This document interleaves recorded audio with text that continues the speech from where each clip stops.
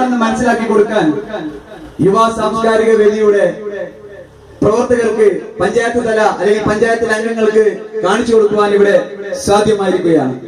എന്റെ വാക്കുകൾ ഞാൻ നീട്ടി സംസാരിക്കുന്നില്ല.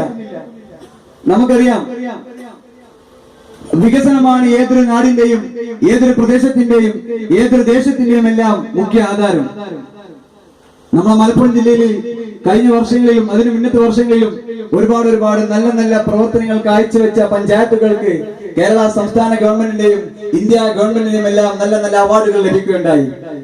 സ്വരാജ് ട്രോഫി, അതിനെ കുറിച്ച് കൂടുതലൊന്നും ഞാൻ പറയുന്നില്ല.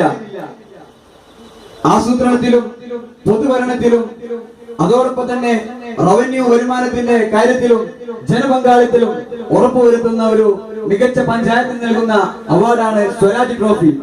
എന്തുകൊണ്ടും മുനീർ പഞ്ചായത്തിലെ ഈ 23 വാർഡുകളെയും ഉൾപ്പെടുത്തിക്കൊണ്ട്, അതുപോലെ തന്നെ ജനപങ്കാളിത്തത്തോടെ, കക്ഷി രാഷ്ട്രീയ ജാതി മത വർഗ വർണ്ണ പ്രദേശങ്ങളില്ലാതെ നമുക്ക് ആ സ്വരാജ് ട്രോഫി എന്തുകൊണ്ടും നേടിയെടുക്കാൻ സാധിക്കും.